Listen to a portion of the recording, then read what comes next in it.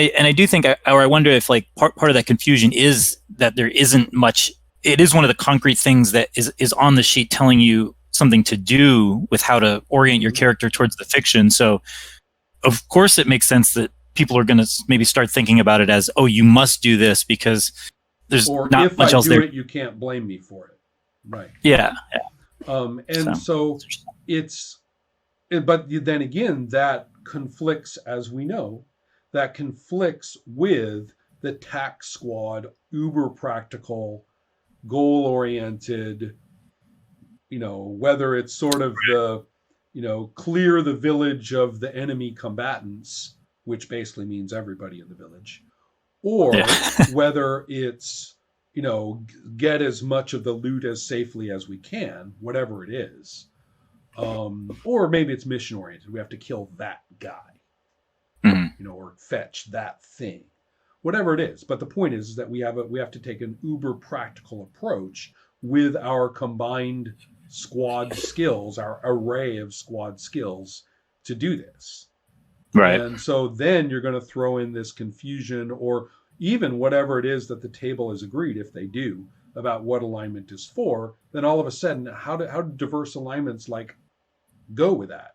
Aren't diverse alignments there so that characters will disagree? Right. Right. And yet disagreement is going against the attack squad thing. So what is that actually?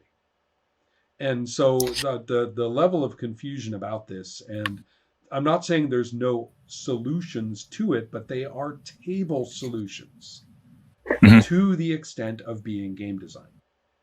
Right. Right. They have to be. And so at that point, you kind of go, why am I going through this? Why am I putting myself through these hoops? Is there some benefit I feel because the game has Dungeons and Dragons across the cover? That I'm putting myself through this, arriving at all these solutions, basically writing my own heartbreaker here at the table. Again, not a bad thing to do. The question is, do I need to do it? When instead I should be asking, of all the role-playing games out there, what do I feel like playing with or without jiggles? The point is, I could play this and I would jiggle a few pieces, but it is what I want to do. I have my reasons. I want to do it. There's a reward here. There's a thing I feel that I would like everybody else to share in or contribute to in their ways. Yeah. And I think for Moldvay, a lot of people feel that largely on the basis of the visual aesthetics, and largely on the fact that it is a reasonably, graspable system, right? There's lots of pieces, but credit to Holmes, credit to Moldvay, and credit to Menser, none of it is jaw-droppingly stupid. Right. None of it. That whole sequence of D&D design was written by people who assiduously played with an aesthetic of fun. That's very clear from that entire trajectory, in my opinion. And it's easy to pick up on it. Every one of those texts is relatively infectious. I find Menser to be somewhat sterile, with the Elmore art and stuff like that. It's got kind of a nice, and also there's no sex in Menser. Yeah. I mean, there's plenty of sex in Holmes. There's plenty of sex in Moldvay, and it's gone in Menser, just gone. The whole thing's sanitized. But still, the notion that we're doing this for fun and here are fun things to play is quite clear. Right? It's a sense that I find somewhat absent or scattershot in the advanced Dungeons and Dragons material. Yeah. So if you find one of those or any of them, any D&D, right, and you say, I want to play this, not because it's D&D, but because this particular text has a thing in it that speaks to me. Then, and if you want to diddle a few rules, that the ones that really make you wince, go ahead. And you can do that, but it's going to be hard you have to click your mind out of thinking D&D to do it. And even if you keep like the traps and the quarters and stuff like that, you still have to click off the D&D. Because these are going to be your traps and quarters for this game that you're playing. And that's is it possible? That's why I was sort of half jokingly suggested the sort of lying to your players. Right, right. I mean, is it possible even to get 5 other people to understand that and do it too? Or are they going to go into the defensive crouches and into the tack squad and into the kind of very canned role playing, very forced, canned, I have to role play my dwarf now because otherwise it's not role playing. So, but it doesn't mean much or feel good. I mean, I think that's the question. I'm definitely now inspired to kind of actually put it into practice and see, and I'm more optimistic, right? Now than I had been too. Mm-hmm. I find it. I mean, when I did that with 4th edition, I found it incredibly liberating, just incredibly liberating, and it helped that the first book that I picked up for 4th edition was actually the 3rd player's handbook. Mm-hmm. And that one's got all the trippy shit. Yeah, it's all psionic. There's no magic. It's all psionics, and they're the player character races. There's not a human among them, and they're bonkers. And the idea of taking this and saying, "Wow, I can do heavy metal with this," was real easy. And then I bought the other books just to kind of round out, like I needed to know the rules in order to do it. I definitely found myself saying, but one thing we're not going to do with this is that thing, that thing. Now, I did find myself starting at 1st level for exactly the same reason. For my next foray into that same way to play, I had them start at 2nd level. Mm-hmm. Okay. Now I'm really kind of rethinking. Now I'm saying, you know what? Maybe it should be 5th or 6th. And we'll do a couple of adventures, and we're not even going to bother with experience. We're going to, after we do that, then we're going to just pop them up to Paragon level. Okay, everybody 12th level.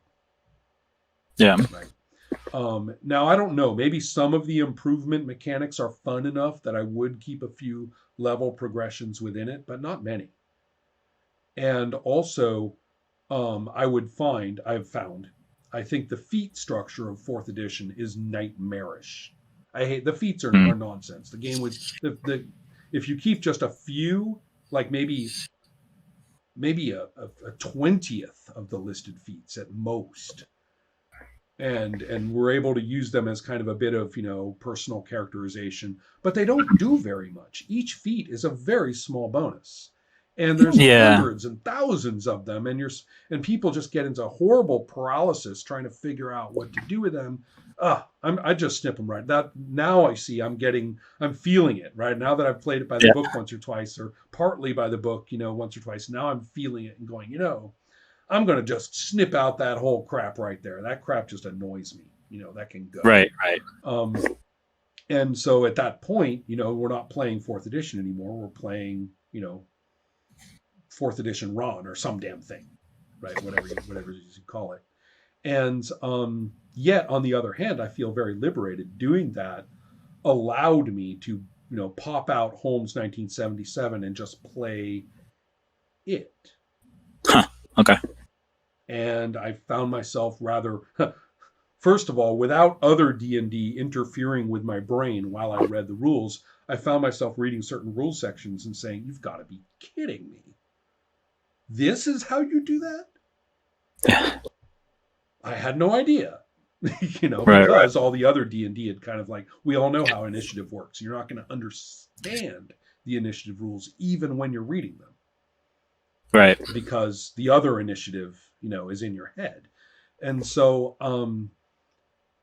once I kind of felt that click where all of a sudden I can play any form of D&D that I want to because it's just another role-playing game. And I can take pinking shears to whatever pieces of it I want to, just like I could with any other role-playing game. And some of the things I'd snip right out are very D&D-like.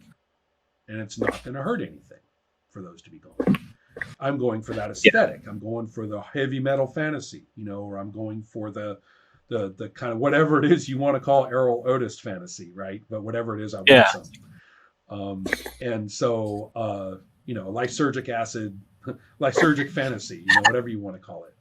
Like, And so the that might actually, be the way out for you. Allowing yourself to, it's not a sacred text. It's okay to Sharpie out a paragraph. Um, yeah. And so it's an interesting, it's and it's not a sacred experience. I mean, do you really expect a sacred experience by picking up, Circle of Hands? No. You say this is an instrument. We are practitioners. We can do this. Right. It's not setting a bar for us to, we don't have to conform. We don't have to we're not walking into the church and we know which aisles we're allowed to walk in and which aisles we're not. It's not like that. No, I think that definitely makes sense.